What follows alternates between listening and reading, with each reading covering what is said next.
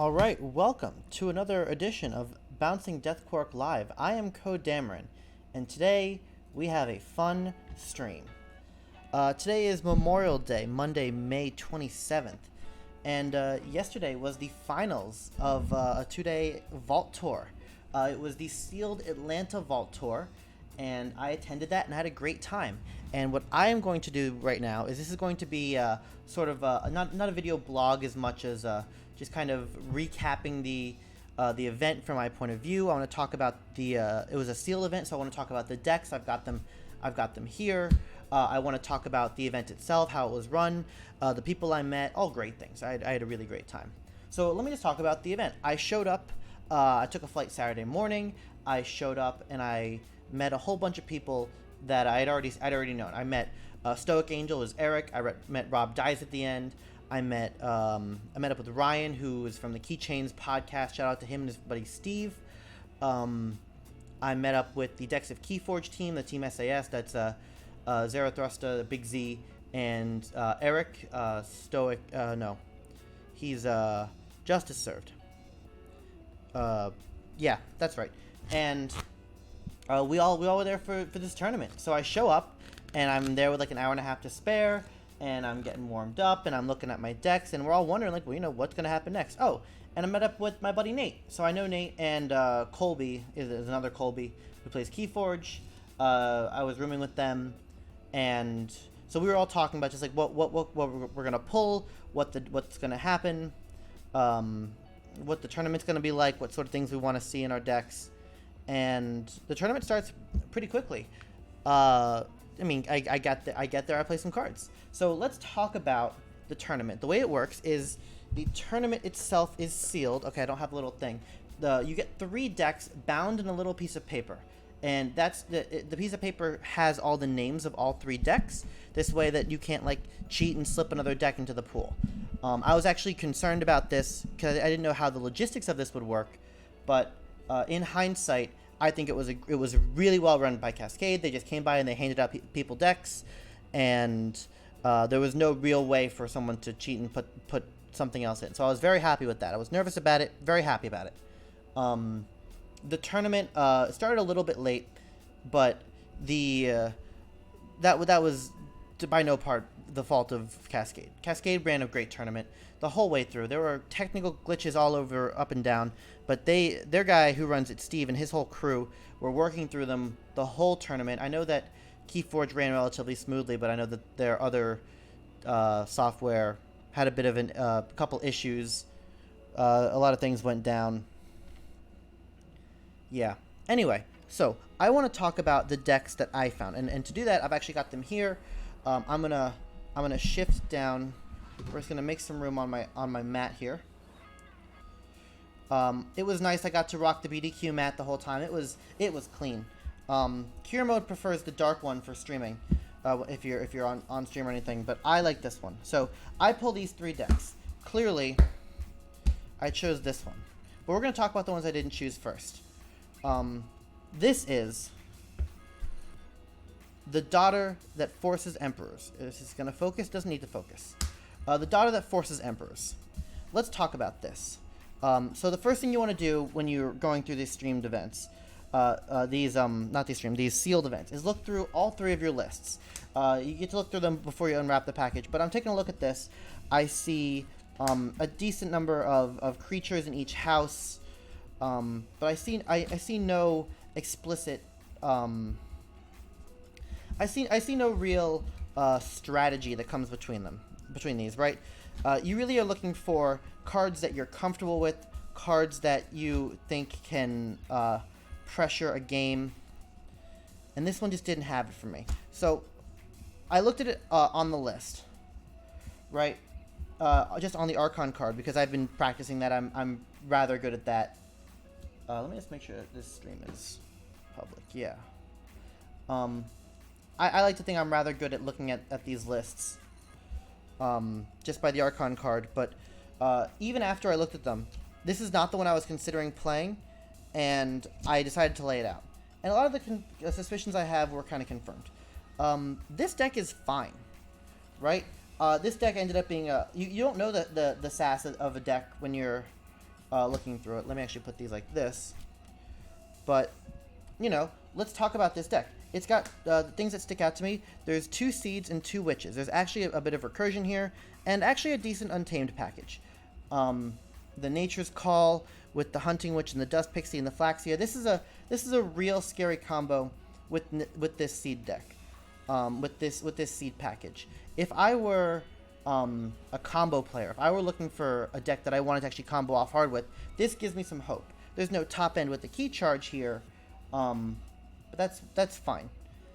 There's also a decent amount of combo potential in the other houses too. You have 2 inspirations to play with the Witches of the Eye, and that might not be apparent right off the bat, right? But this can loop very nicely with the Witch of the Eye.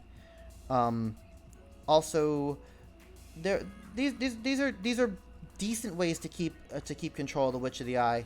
The 2 Bulwarks and the Grey Monk can actually keep these Untamed guys on the board. And the Brobnar, there's a Crump, there's a Bumpsy, and there's a little bit of removal in these punches in this Lava Ball up here. But I looked at this, and I didn't think that this deck was up to snuff. I saw, the first thing that I saw is that this deck has a terribly low number of amount of passive amber. 1, 2, 3, 4. 1, 2, 3, 4, 5, 6 on Inspiration. Call it 7 with Cleansing Wave, 8, 9, 10. I really wasn't comfortable with the amount of passive amber in this deck. That's what I remember. And even looking at it now, this deck seems a lot stronger than I remember. I remember looking at these seeds and saying, what am I actually going to be bouncing with these seeds? I'm not the kind of person to go for this sort of a combo play with the 2 seeds and the Nature's Call, unless I have a Logos house to support it. And this deck had no hand smoothing at all. You really at the mercy of what you draw. And I felt like this deck also didn't have the tools to do that. There are a lot of tools in this deck that aren't quick. There is Ezekiel, there is the Gauntlet of Command, and the Punches in the Lava Ball, and the Inspirations. There are ways to deal with tools that I could come up against. The Co-op Hunting probably doesn't hit very hard. The Co-op Hunting probably doesn't hit all that hard. But like this list isn't something that I felt comfortable playing. And I don't know. How do you guys feel about this list? This was the one that I pegged to be the 3rd best one. Oh, key control. There's no key control on this deck. There's a Sequus. There's a Vault Keeper, which doesn't really control keys. It just kind of controls my Amber. There's a Crump and a Bumpsy. That's also it. That's probably the first thing that I reacted to. Because that's one of the first things that I look for. The first things I look for in a deck. This whole time I've been talking about things that could go right with this deck. The biggest thing wrong with this deck is no key control. So this is the one that I don't need to talk about very long because I didn't take it. That is the Daughter that forces Emperors, right? And cool combo potential, but really not something that I can rely on to go and win a tournament for me. Remember that you have to go 5-1 in this tournament to make day 2. So you can't drop more than 1 game, right? And that's a lot of consistency that you need. I felt like I didn't have the tools to have consistent wins in that deck. This second deck that I'm going to talk about, though, has a very different outlook on the game. I almost took this deck. This is the Ascetic Faheem. Ascetic Faheem. Is this going to focus? There we go. Right? So there it is at a glance. And I looked at this deck, and I wasn't that surprised. Oh. Brobnar Sanctum Untamed. Brobnar Mars Untamed. Brobnar Dis Sanctum. I drew no Logos, no Sanctum. No Logos, no Shadows. So I was already a little bit nervous. And since I didn't see Shadows, I'm like, oh, I should be looking for all the key control I can find. Right? So let's take a look at this deck. Count the creatures with me. 1, 2, 3, 4, 5, 6, 7, 8, 9, 10, 11. Wait. 1, 2, 3, 4, 5, 6, 7, 8, 9, 10, 11. And a Mighty Javelin. Wow. What a board. Honestly, when I looked at this list, I didn't realize right off the bat that there were so many creatures in this Brobnar list. Right? Yeah, those are decent Untamed cards, right? Let's count the other creatures. 1, Let's get their numbers out here. Let's fan these out a little bit more intelligently to see all the relevant stuff. 1, 2, 3, 4, 5, 6, 7. Hey, look, 7 untamed creatures, right? And some really good tools, honestly. Okay, I'll talk about that in a second. And let's look at the Mars. 1, 2, 3, 4, 5, 6, 7. 1, 2, 3, 4, 5. Right, can we see all that? I think we can. So, I did this in the tournament. I laid them out. I didn't just look at the lists. I do that normally, but here I actually laid them out and I said, what am I missing in this deck? I'm missing a little bit of focus. There we go. What does this deck do? Alright, so the first thing that you see is we have 11 plus 7 plus 7 is 25 creatures. So I go, okay, how much amber does that leave me with? I see 1, 2, 3, 4, 5, 6, 7. With the mimicry and 2 soft landings, call it 9, 8, 9, 10. Not a ton, right? Nothing. I'm not playing a racing deck. I'm under no delusions of the sort. But what do these creatures do? There are a lot of play effects and a War Drummer. We have 3 smashes, 2 crumps, and where is he? The Lomir Flame Fist. I was really happy to see the crumps in the Lomir Flame Fist. That's Amber Control in Brobnar, and this Omni artifact to deal 4.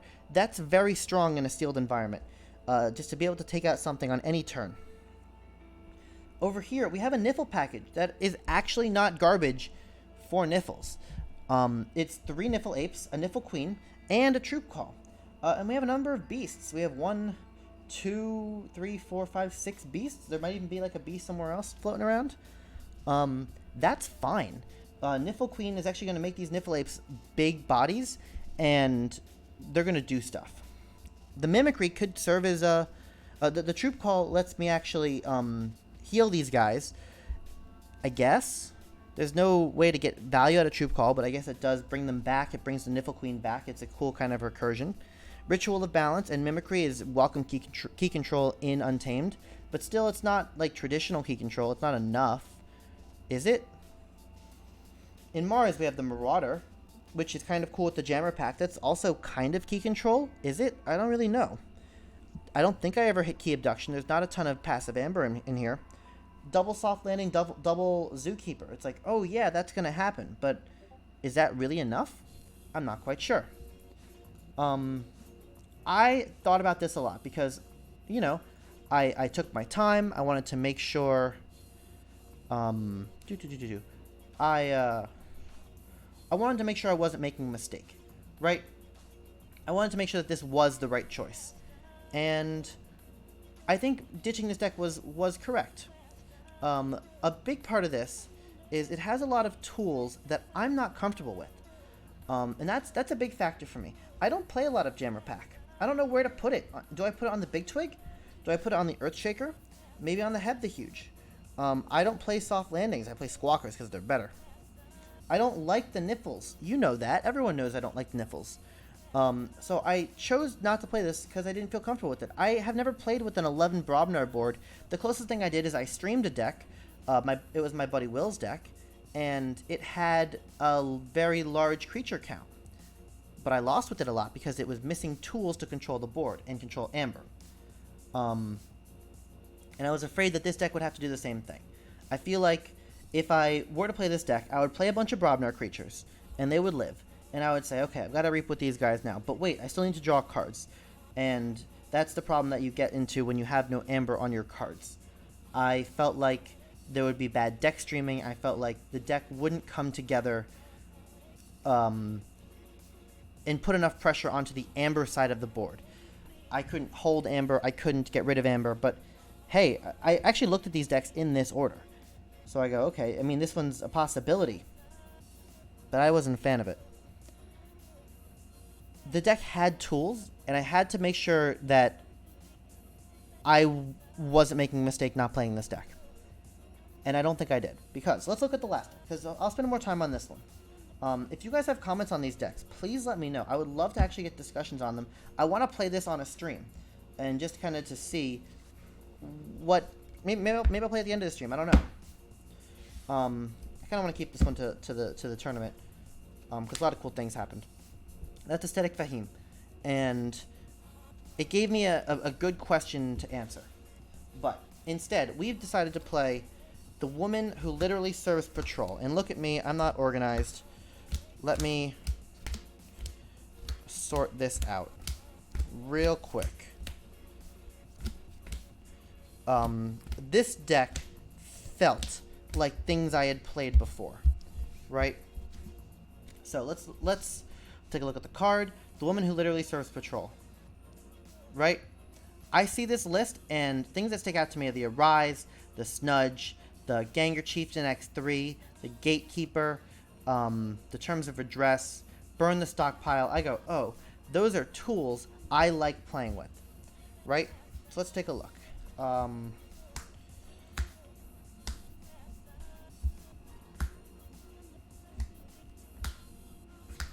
I'll sort these out for you in 1 second, but things that you should be taking note of. What do the creatures look like? Yes, we need to have creatures because we're playing in a sealed environment, right? At the end of the day, they might not have the cards that they need to stop us from winning. What creatures could we just kind of bank on the whole game? Also, what about Amber? How much Amber are we going to be able to generate with this deck? As I'm laying out these Sanctum cards, take a look. There's a lot of them with Amber. And the one that doesn't have Amber, it's Inspiration. I was really happy to see that. Okay.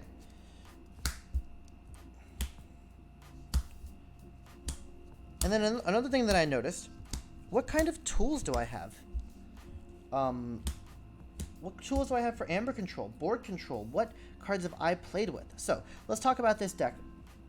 First of all, I like this house composition a lot. I really like being able to have Sanctum Brobnar together. They're big bodies. They pair nicely together. And I liked a lot of the cards in here. So the first thing I did is I looked at the creature count and I said, okay, this is lower than Faheem. Is it enough? And I thought so, yeah. I said, look, there's 7 here. That's a decent main house. And these both felt like kind of support houses. I really liked the amount of Amber on the cards. I remember there being like 14. So 1, 2, 3, 4, 5, 6, 7, 8 with Inspiration, 9, 10, 11, 12, 13, 14. And then 3 Ganger Chieftains and the Bauble. That's not as much of an Amber. But I said, okay, 14 Amber on my cards is the best that I have. Rob, good to see you. You were a pleasure to have around. Back to this. I'm happy to have 14 Amber on my cards. That was really strong. But also there are a lot of sneaky ways to gain Amber. The War Chest is in here. In a deck that wants to fight with 3 Ganger Chieftains, I'll get to these in a second, the War Chest might be a really good way to get me over the finish line. Inspiration and Bauble, and kind of this Arise. These are also really strong tools. Yeah, I'm like, okay, I've only got 4 guys here. But let's look at our Amber Control. Actually, no, before we look at Amber Control, these 3 Ganger Chieftains. These are the things that stuck out to me in this deck. I saw Faheem, the previous deck, and I go, why am I playing this lower count Brobnar list over the other one? And the way I justified it to myself was I had 3 Ganger Chieftains, and these are faster. If I see a threat, if I see a Witch of the Eye, a Hunting Witch, or something that I can't deal with, 3 Ganger Chieftains is going to get me out of that hole. Turns out I was very right. But Amber Control, the Ganger Chieftains also helped activate the Crump. The Bumpsies came down, you lose an Amber. I was able to bump Ganger Chieftain the Bumpsy. That was a great play. I have a Burn the Stockpile. I have a Raiding Knight, but more importantly, the Gatekeeper. I have the Pit Demon and the Charette. I have Poltergeist. I have, where is it? Terms of Redress. Here it is, right here.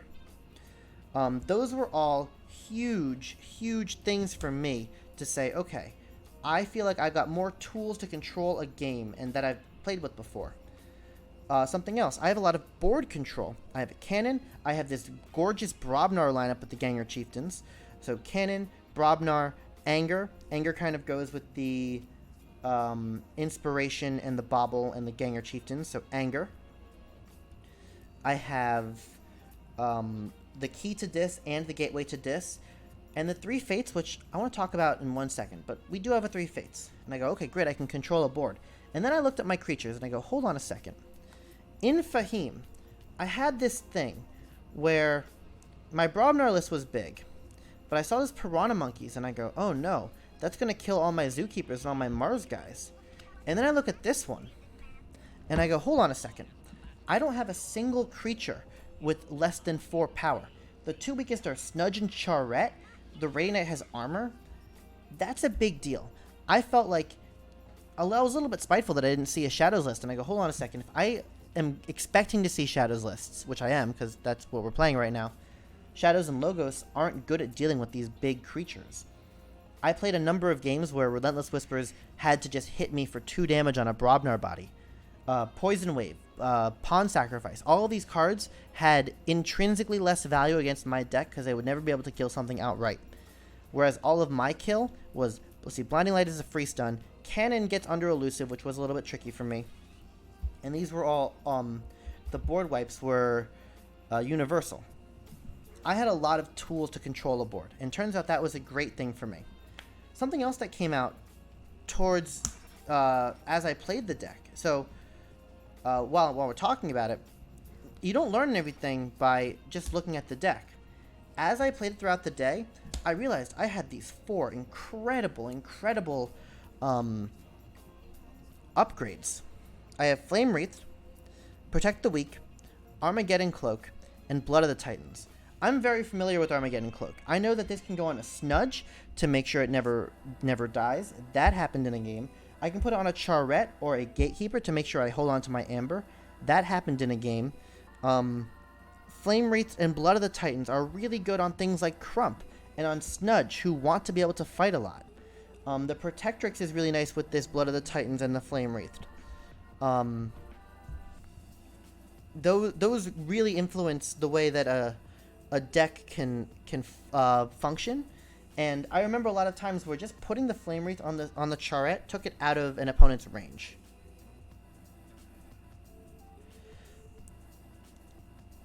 I've chose this deck not only because it has what I believe to be a stronger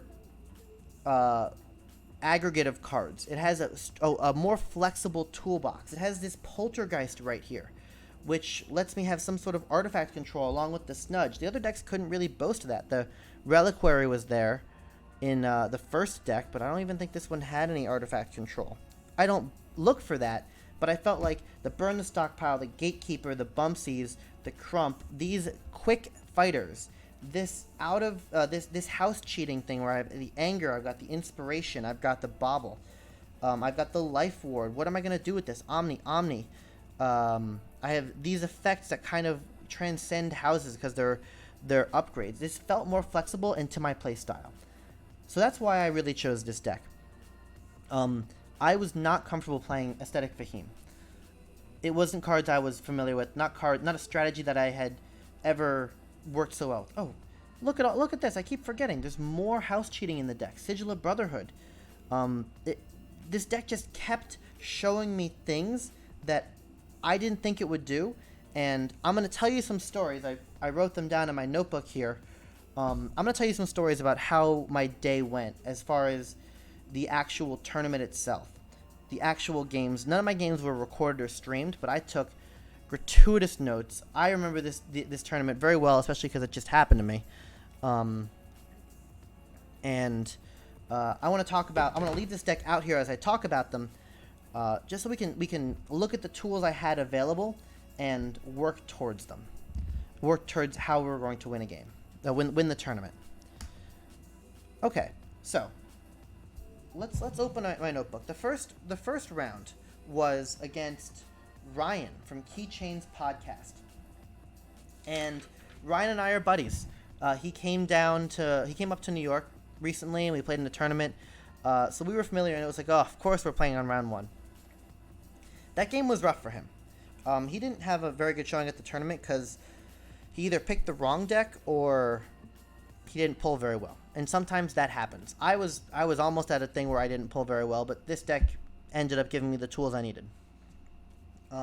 That game was dominated by an early Snudge, Champion Anaphile, and I think it was the Terror. I had these 3 guys on the board. I had a Dominator Bobble, and I think the Life Ward or something. Maybe the Key to Dis, just kind of threatening things. And I chose to just reap it out. I said, you know what, this is fine. My Snudge bounces your guy. My Champion fights and with the Bobble, and I have a reap here. And I just kept his board down. I put myself to 6 very aggressively. That was kind of a theme of this tournament. I put myself to 6 as often as I could while drawing cards. And that game just went very well for me. It was kind of rough, and we talked about it afterwards. And it was one of those games where Ryan couldn't have won with the tools that his deck gave him. It was really up to me to dictate, or me dictating the pace of the game that had me win that game. It was a little bittersweet, but round 1 is round 1. You gotta win it. Round 2, I don't remember, but round 3, I played against Steven. And Steven's an interesting player because he's Rob's friend. They do the Keychains podcast together, and I gotta tell you, this game, these are my notes on the game I took right afterwards, and then we recorded my initial afterthoughts of that game, and they put it on their Keychains podcast. Go check it out if you want to hear it again. But I'm going to tell you about it right now. His deck was V Argentino Interstanis Aimless Zealot. Crazy name. This game started real bad for me. And this was actually kind of a theme for me in this tournament. He goes, turn 1, Do Fairy. Like, okay. I play some guys. He goes, turn 2, Dust Pixie, Reap with Do Fairy, get some Amber, and doesn't draw a ton of cards. I remember him not drawing cards aggressively, but he forged a key on turn 2 because I just didn't have one of my little take 1 answers, And I build a bit of a Brobnar board. I think I get the Crump, and I probably take 1 of his Amber or something, and I kill the Do Fairy. I kill the Dust Pixie, but the Do Fairy's still sitting around. And he goes Shadow Self and Nexus. I'm looking at my hand. I have this Bobble. I have this Key to Dis. I have this Poltergeist, and I have this Arise. And I've got 2 off-color cards, a Brobnar and a Sanctum. And my board isn't about to kill through his Shadow Self. I've got probably 2 guys over here, but I can't kill a Shadow Self and a Nexus. Then I would draw no cards, and I go, that's not good. The Poltergeist and the Arise are both dead cards right now, but I have to play this turn. I'm looking at this Bobble Key, and I'm like, well, he's going to Nexus them. But he just played Shadows. So what I do is I actually decide to bite the bullet. I pitch the Arise. I pitch the Poltergeist, because you can't use it on something that's, up. Oh, I had a cannon down. The cannon was supposed to kill the Do Fairy. I had a plan. Look at me, I have tools. The cannon was down, gonna kill the Do Fairy. Shadow Self comes down, stops that plan. So, I play these 2. And I let him say Shadows again. He goes Reap Shadow Self, Reap Nexus, get Bobble, Reap Do Fairy, threatens, I think he's at like 4 now. Right? Sad day for me. I say, okay, that's fine. I have fun with your toys. Next turn comes around, I play Key to Dis. And I start making my comeback. So, the board's empty. I probably something like, I think I played like a Bumpsy and a Ganger Chieftain, because every time that a board is empty after one of my wipes, I can turn these Ganger Chieftains into free Amber. Because if you fight into an empty board... Oh, Eric. Tornado Warning. Good luck with that. Every time I played one of these guys, and I reaped with them, or like Ganger Chieftain would trigger Bumpsy and there would be no one to fight with, I would get to reap with them. And that was a big part of my Amber game. And after I did this wipe, I think I got myself to 6, and I think I lost an Amber for a turn or 2, but I got my other key. But still, he was well ahead of the game, right? I still had technically not really played a game with this deck yet. So I was really nervous about it. I'm like, man, is this deck going to be good enough? I really wasn't sure. The first round it went well, but this one I was significantly behind. So I eke out as much value as I can. I play a raiding knight to get the amber off of him, but like when it mattered. I never, if I had a way to steal 3, if I had like the Charette and a Bumpsy, and he was only at 6, I would play the Brobnar turn, because taking him off of that key is more important, and it happens more easily with Bumpsy than the Charette can come down when he's at 8. And that just is better value. It's holding your tools until they're absolutely necessary. And I kept building my board. I was fighting towards the delta. I wasn't fighting things that I didn't think he was going to use. I didn't fight things that I didn't think had value.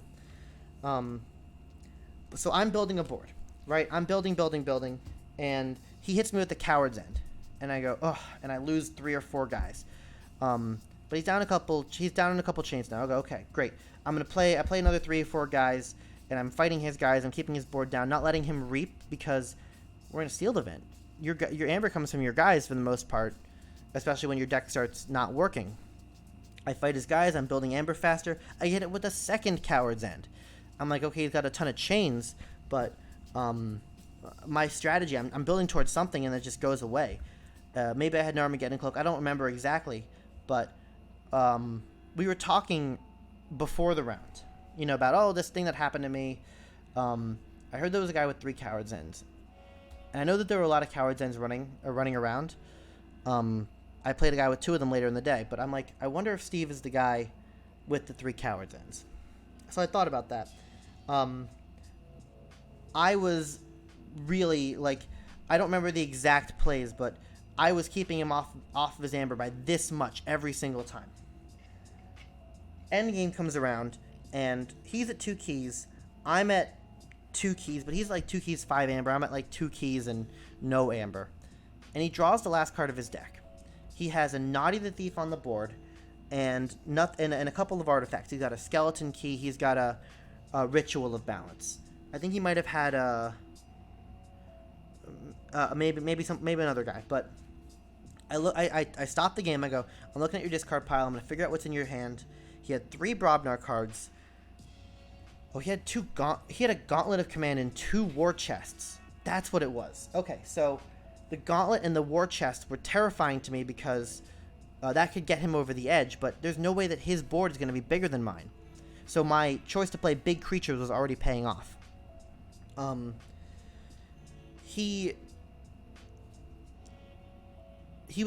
figured out on his 5-card hand, because of the chains, he only had 3 Brobnar cards, a Shadows card, and an Untamed card. And I didn't know what they were, because again, this is sealed. You don't know your opponent's lists. And I figured that out. So I am holding this Gatekeeper. I'm holding this guy right here. I'm waiting for him to go to 7 amber so I can take it away from him. And so I can just build up a little bit. I'm going to play every turn that I can until I have to play this Gatekeeper. I remember playing a Raiding Knight and holding the Gatekeeper. I think I played the Champion and held the Gatekeeper. It felt really bad to hold this guy, but I knew that he was going to buy me one more turn. And maybe this turn plus this Reap was going to get me over the edge. So we get to that point, and he goes to 6. And I go, oh, okay, fine. I'll play just the Raiding Knight and pass. And I think I got another amber somehow. Maybe I played Protect the Weak or something. Now I'm at 6. He's at 5. He goes, okay, Ritual of Balance. Pass. And I was expecting for the past 2 turns that he would play his Brobnar hand out, because he had 3 cards in hand. I think I even snudged his... I had an important snudge for his Gauntlet, because I said, okay, Ritual of Balance is a stronger card in this position, but he's going to play Brobnar. I'm going to take his Brobnar tools away. He didn't play Brobnar. He kept playing Untamed and just stealing that 1 amber and going up a little bit. So I couldn't play my Gatekeeper. He was dead in my hand. He only works when you have 6 amber. So I'm looking at my board, and I feel like I lost. And I have 6 cards in my hand. None of them do anything. None of them actually control amber. And I'm about to scoop, and everyone behind me is watching me. I was actually holding the Poltergeist. And before I scooped, I did my homework, and I go, oh, I'm at 6, you're at 5. I can Poltergeist you. I can take your amber and kill your Ritual of Balance. That puts me to 7 and him at 5. And that was the game. Oh, the Poltergeist I even used not... Oh, no, that was a different game. Sorry, that was a different game. Poltergeist for Ritual of Balance won me a game. Crazy, crazy ending. I think there might have been something else crazy that I did there. It might have been a different game. Yeah, different game.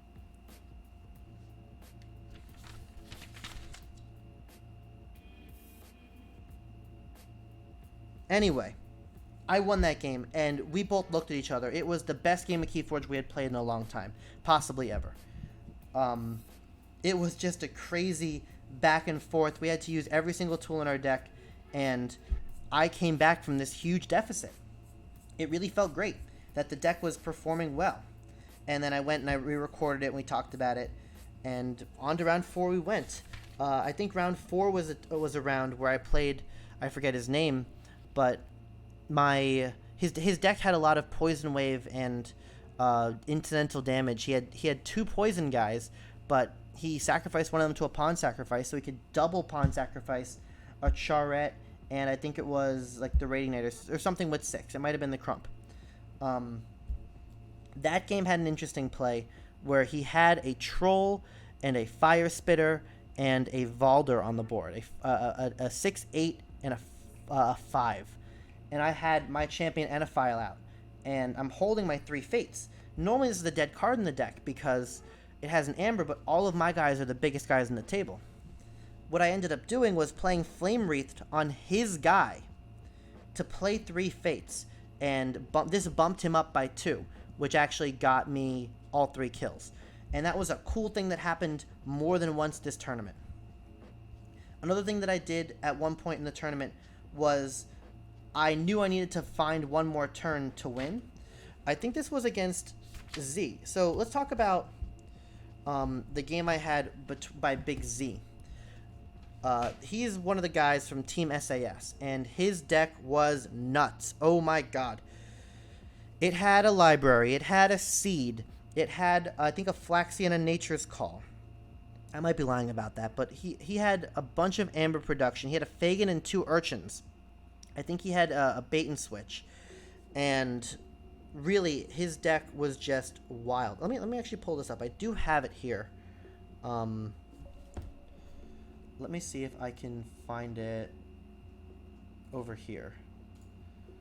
I can hit that. I can hit that. I took a picture of his list. So let's check this out. I wasn't able to see this list on the day. Right? I had to experience this as it came out. But take a look. This is his sealed deck. It had a seed. It had a library access. It had just good logos cards. The 2 lab works. The 2 hidden stashes. And the one. What's the other archive he had? I forget. But look at all this great way to get a library seed combo going. It was crazy.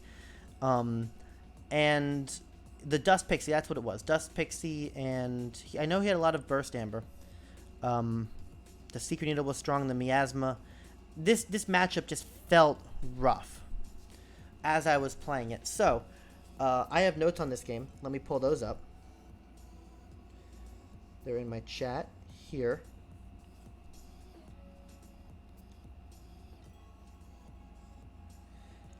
So this game also was really rough for me. He started early with that Dust Pixie and just finding fast Amber. He had a Key by turn 2 also. He baited me for 3 Amber after I think I war chested him or something. I was getting Amber. I was trying to burn the stockpile on him, but I don't think it happened. There was an important turn when I actually had the nice Life Ward Key to Disc combo, and I wiped his board and stopped him from playing cards. He chose to use his Nepenthe Seed on Incremental Amber from Hidden Stash to archive a card and get himself to 6, which at that time I couldn't stop. Like, my Bumpsy had already come down. Maybe he had nothing to fight from me to fight with Crump. And then the next turn, or one after, he goes into library access. Not with the seed, but he just draws, like, he had like a 9-card library access. His whole logos table was on the board. I immediately followed that up. I was looking at my hand. I had a Gateway, and I didn't want to want to pop this yet because I didn't want the chains. I said, I'm going to stun him. I played Blinding Light instead, and he actually never unstunned his Logos creatures for the rest of the game. He decided to try to burst to get his last key, because when he played the hidden stash, he got his second key, and I had like maybe 1 or 0. He was trying to get his last key, and I was able to just kind of eke it back. I was playing this Pit Demon, I think it was, and the Snudge. Yeah, he kept playing guys. He played the bear with Ancient Bear with Skirmish. He had the Pixie. He played Piranha Monkeys to take out a lot of his guys, and I think it killed off like 1 or 2 of my guys that was damaged, but it really left me with just some damage on the table. There was a the urchin, the double urchin turn with Fagin was really rough. The all my Broadmoor tools just stopped working. But this was round 6, so we were both 5-0 at the time, but we weren't playing for nothing. We were playing for a bye, and I was clawing this game back, really trying to pull it off. And he had a late turn where I had my Crump, I had my Blood of the Titans, I was fighting with it, going crazy. He was damaged. He played double Vigor on my Crump to put him to like 7, and I couldn't stop it. And that was just it. I think I got to 7 myself on that turn. And, you know, I played every single one of my cards in my deck that got Amber. I think the only ones that didn't matter were Take the Hostages.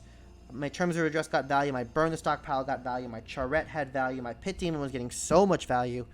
And all that he had to do was get, like, just a little bit over so that I couldn't Pit Demon, Bobble, Crump one more turn. And he got it. That was a crazy game. Crazy game. I know it's hard to kind of follow it with me just kind of remembering my notes going back and forth, but what I want to kind of just focus on is how I'm using this deck. I'm using every bit of incremental value I can get. You have to snudge the right cards. You have to crump the right creatures. You have to find the right time to play Blinding Light. Choosing when to hold Gatekeeper. Choosing when to hold or discard Burn the Stockpile. These are all things that little incremental advantages got me. One thing that happened in round 4, I think it was round 4 or 5, I played Snudge turn 1. I expected it to die, but we're in sealed, so they may not have the answer. I go Snudge turn 1, and then Enophile Armageddon Cloak for Snudge turn 2. Now I've got this monster Snudge that never dies, and soon he takes a little bit of damage. I'm reaping with it, and I put Blood of the Titans on him. So now Snudge has a 9 power. I keep just going, and this Snudge lived almost the whole game. He eventually finds the Spirit Sway, which wipes most of my board except for the Snudge, but I'm too far ahead at that point to win. These cards made my guys so powerful that in a sealed environment, they couldn't be dealt with. Z had a really tough time dealing with Flame Wreath on a Charette that held 3 Amber from him for most of the game until I wiped it out myself, and I think stole it back with Burn the Stockpile or something. Yeah, I remember this being really tough for him to deal with. And then I killed it myself, and then this got value because he wouldn't have gone there to 7 on his own. So now I'm in day 2. I'm 5-1. I'm a little salty that I wasn't top seed. Let's take a look at the standings after day 1. I have a picture of this. We can come over here. So you can see that Grant was 6-0, and so Grant Titus, that is Stronglink. He's one of the guys. He's the guy who does the Crucible tracker. Big Z is Zarathustra.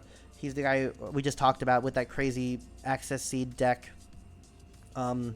Beating me in the last round to go 6-0. There's me, and then Colby Garish is another one of my buddies that has my same name, but also played a really strong game this tournament. We are friends. We roomed together. We had a good run. You'll see. I think Larry was my who was my top 16 opponent. Steve. No, I played Steve. Yeah, Steve Adamson. He was my top 16 opponent, and this game was also great. So this game, to jump back over here.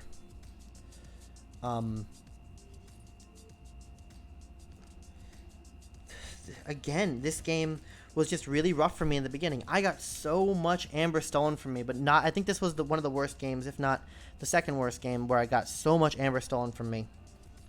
He goes, turn 1, customs office. Look at all the artifacts I care about. Bauble, Key to Dis, Life Ward, Cannon, and War Chest, all very important to my strategy. I was waiting for my Poltergeist. It didn't come. So, I'm holding the key to Dis. I'm holding the Bauble. I'm holding the War Chest. I think I might have even been holding the Cannon. So what I decided to do, I actually play the War Chest into the customs office. Oh, he also plays a Naughty the Thief on turn 1 to make my... maybe that was another first. I remember there being a Naughty the Thief that I couldn't get through with my Ganger Chieftain Bumpsy early play. Normally it would be either a Reaper or a kill, and the elusive made it a nothing. That was really rough. Notes. Yeah, but I remember making a conscious choice to play the War Chest into the steal and give up the Amber for Customs Office. But very soon after, I discarded the Key to Dis and the Life Ward. The Amber was not worth it for me.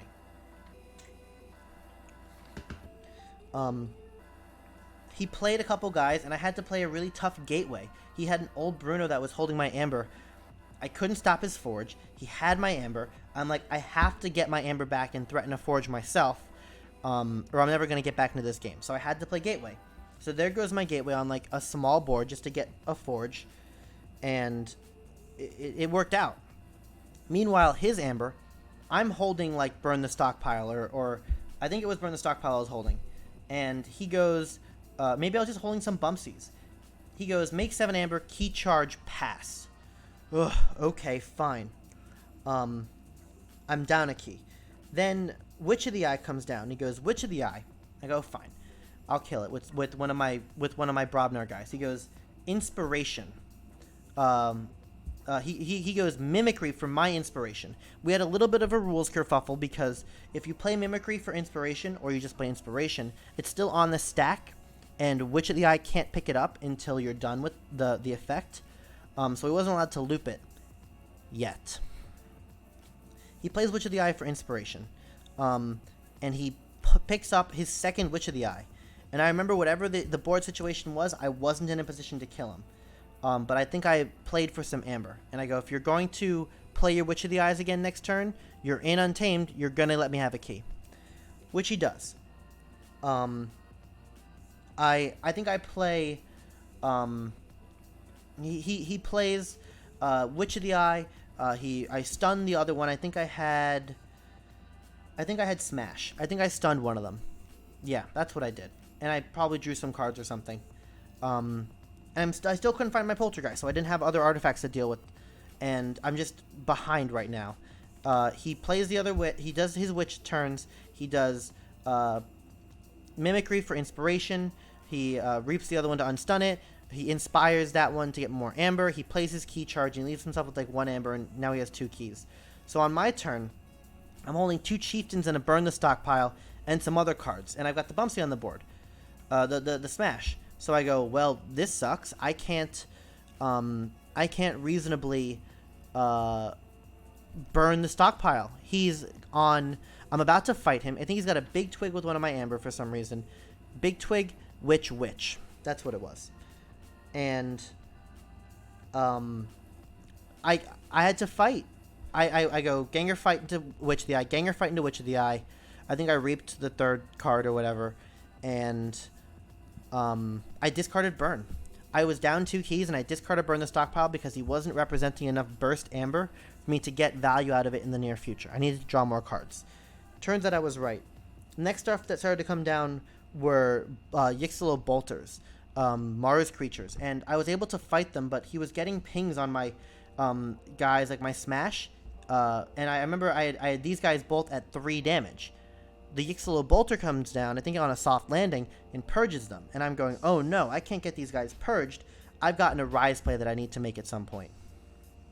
And this was a big deal with all of my play effects. There were a lot of games where I wished that, and in some games where it did matter, I know I arised for a really strong... I think it was in Z's game where I arised for a hand of Crump, Bumpsy, Ganger for a potential 3 Amber steal, which ended up not mattering. I don't think it was Z's game. I won whatever game that was. That might have actually been one of the earlier games, maybe against Steve. But like the Arise play is really hurt by getting my guys purged, so I had to come down and fight more. I think I was doing it with Crump, so it's as good as a Reap, and I had the War Chest on the table. I remember there was a big turn, I think it was when I killed both Witches, that I still got value out of this. I still like Reaping over fighting, and the War Chest makes fighting also Reaping. Very strong. Paying off totally. So, I slow down his board, I play Blinding Light, I stun his board, and I'm fighting it. I think he plays John Smith down, and he doesn't get to use it very effectively. I was able to just hold the board. He stunned me with something, but I did a very smart play. I think he had Phosphorus Stars. I played a Terms of Redress to stop his key. I put it on my Ganger Chieftain. He was the healthiest guy that was not valuable. And I said, if you want your Amber back, you have to waste your time on the non-valuable guy instead of like the Snudge or the Champion, who, although they're stronger, they have more value to me. So I have a turn in there where I stop his key on a Charette, and I'm holding 2 Amber on this Charette to stop. It wasn't stopping a key, but I stopped 2 of his Amber. He plays Word of Returning, so now I'm sitting with this Charette with no Amber, and it was kind of sad. I think I put Flame Wreath on it, and then it just lost the Amber. It was pretty sad, but that's going to be important in a second. The late game comes, and I'm inches away from losing, just constantly. I think he's about to reshuffle or something, and we're both getting to the end of our deck, and I look at my board, and I see that there's a line that I can win. I've got the Charette on the board. I've got the Pit Demon on the board. I think I have the Snudge on the board too. I think 2 of these 3 guys are around. Maybe one of them was in my hand. Yeah, Pit Demon was in my hand. These 2 were on the board. The Charette had a Flame Wreath, but he was being protected by the Champion. Or maybe the Snudge was. But importantly, I had this guy, and this card on the board. He had a big Twig with one of my Amber on it, and nothing else really. He plays Shadow Self next to it. So, well, actually, no, that happened in a second. I figure out a plan where I look at my deck. I have 1 card in my deck, and I work out that it's my Arise. He had 2 bad pennies on the board. I know I keep throwing stuff on these boards, but he had these 2 bad pennies that just didn't matter on his board. So I hatch a genius of a plan. I go Dis. I Reap. I bounce. I think I fought with the Snudge into like a Bolter and bounced his John Smith. So this is getting me 2 cards off of his board. Chart's getting me closer to the win. I don't put myself to 6, but I'm allowed to bobble for my Champion for a Reap or something. I play Pit Demon, and I'm holding 3 Fates, so I pass. I've only played 1 card on Dis, so I draw my last card, and it is my Arise. He has his big Twig. He plays a Shadow Self, and I think he Reaps, or I think he has a Skeleton Key on the board now. That's probably how the big Twig got the Amber. I crack back with the big brain play. I go, okay, I Reap with my Disc creatures. Pit Demon steals 1, Charette Reaps 1, Snudge, I think he also Reaps 1, and he ends up bouncing the Skeleton Key, and I'll get to that in a second. I play my own 3 Fates, and I kill the Shadow Self, that's a 9, the Big Twig, that's a 7, and my own Charette, which had no Amber, but was a 6 because he was a Flame Wreath Charette. So those all go away. I play Arise, bring the Terror and Charette back. Notice I only drew 1 card. If I had drawn 2 cards, my discard pile shuffles. So I wanted my Arise to hit for max value. I play the Charette, and between the Charette and the Pit Demon, I get him down to 4 Amber. He had made a ton of Amber off of purging his guys and stealing them. I think he had one last job. It was gross. His Shadow Storm was just not fun for me. The big brain play of being able to replay my own Charette on the 3 Fates with the Flame Wreath was such a cool combo that this deck was able to pull off. Oh, I did at one point in the mid-game find the Poltergeist and play the Bobble, which made this all possible because I could do all these disc turns and still Reap with my Champion on the side. Very, very important to play those artifacts. I get my bigger Rise turn, I put myself to 7, and I use Snudge to bounce his Shadow Key. skeleton key. This is a really important bounce because if I bounce his Ritual of Balance, if he uses Ritual of Balance to steal 1, I'm only at 6. He has to have a Murmook to stop me at the end, and I've seen most of his whole deck except for a couple cards in his hand. I don't think he has a Murmook.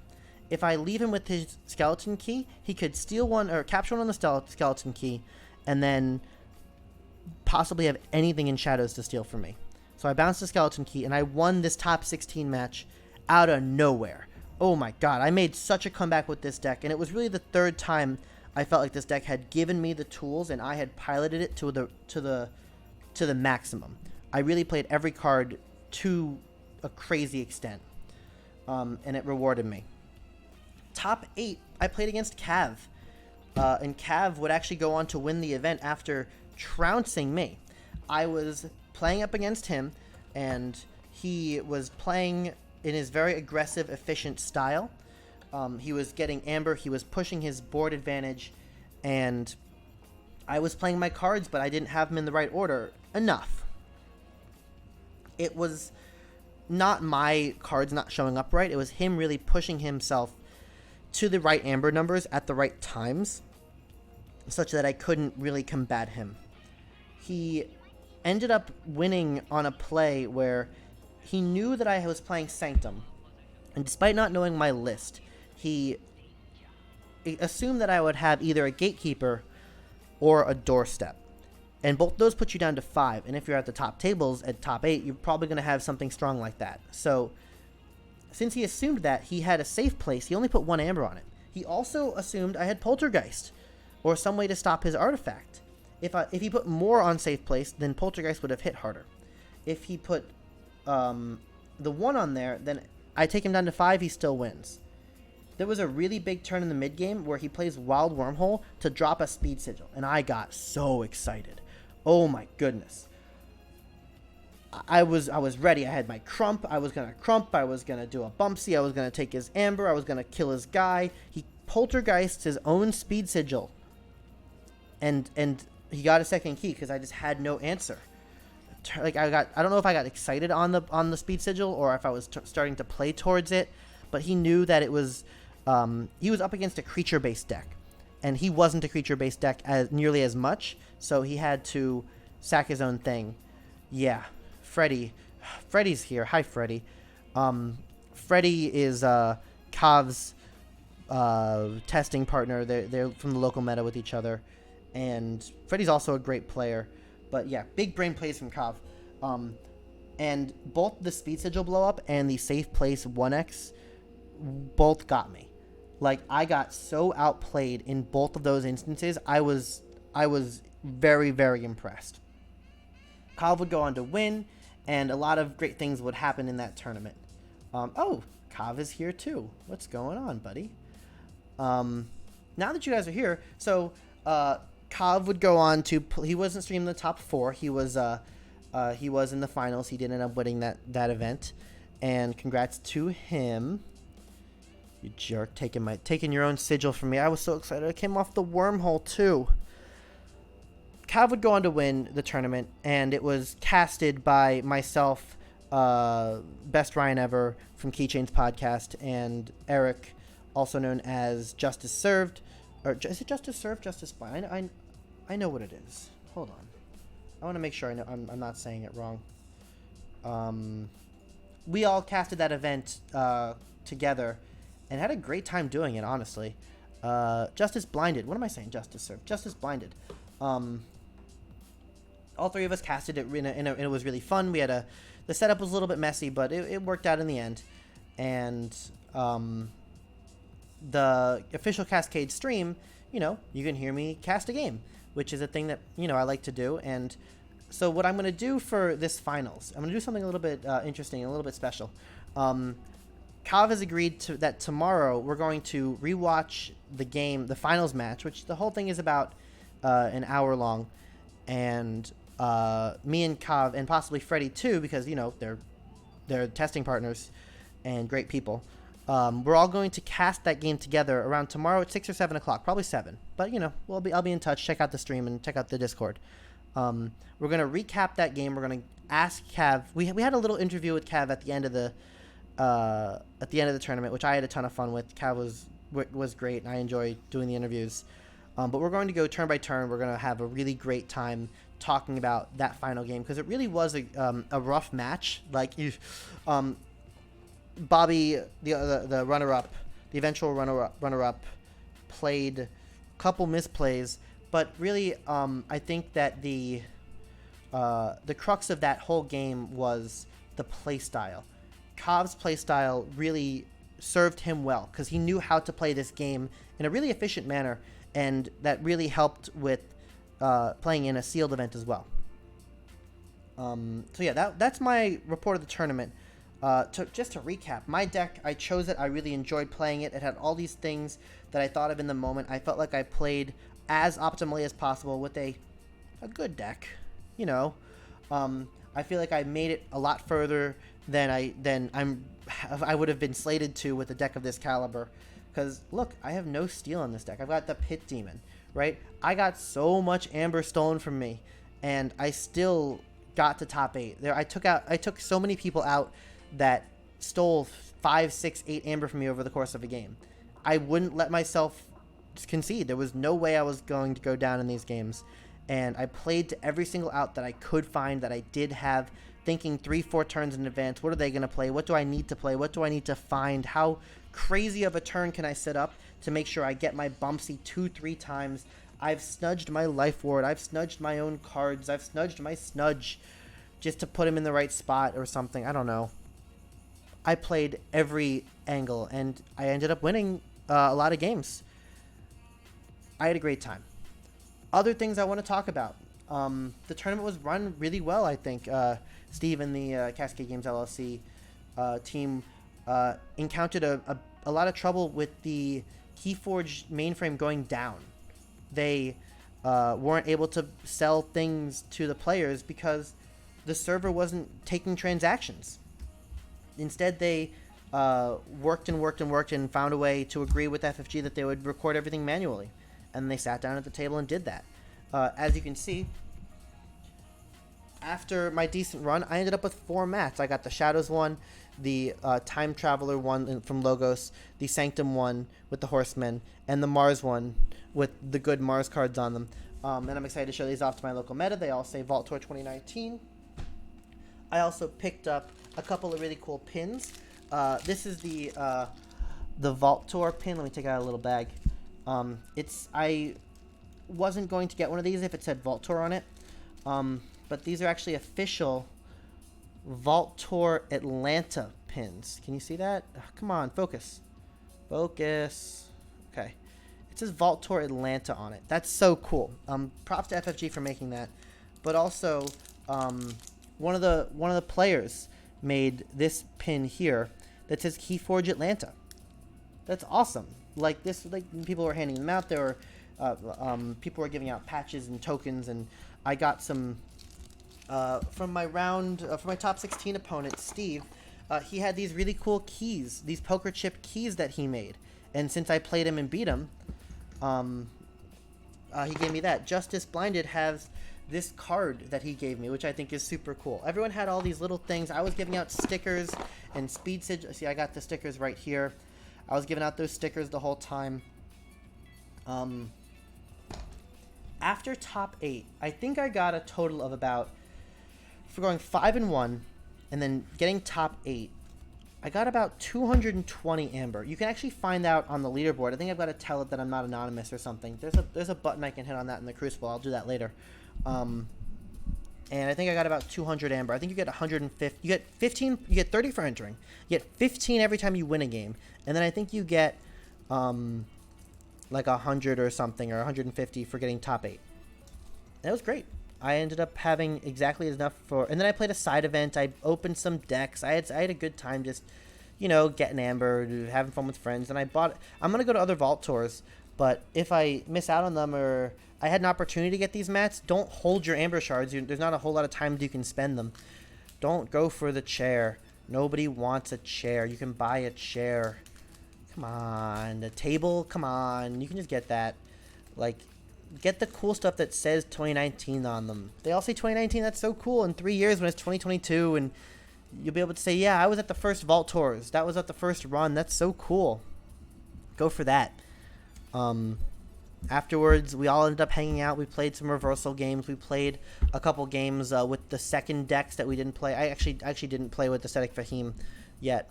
I'll do that on a stream sometime. But yeah, I had a really good weekend. And then I left, and I'm thinking about going to Origins now. I know I said I wasn't. I might. I don't know. I want to set up my own streaming system. I bought a little. I went out to B&H today, which is an AV store, and I bought a boom arm so I could actually get better streams going for like AOA. Oh, I picked up some keys.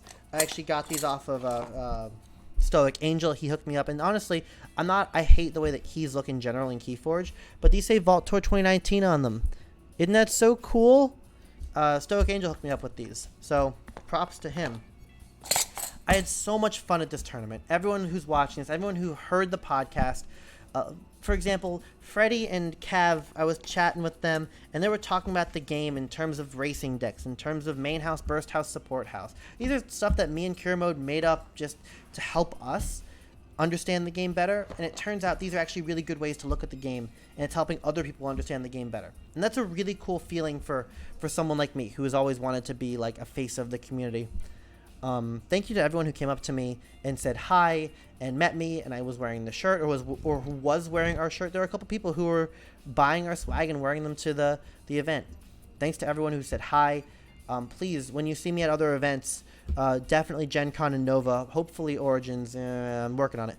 Come say hi. Please, I would love to say hello back and tell you everything that I can to help you in this game, or to, just play some games, give you some stickers. I got still got plenty to give out. And for everyone who's watching today, check back tomorrow when I'm on with Freddie and Kav. I know they're here now, but we're going to do it tomorrow. And we'll talk about the finals match from Kav's point of view. Thanks everyone for checking in and for the stream. It went a little bit longer than I expected, and I know I was a little bit rambly, but I had a lot to ramble about. I had a really good time, and I had a lot of incredible games, met some great people, and I can't wait to do it again. This has been CoDameron with another BDQ Live. Hope to see you all soon.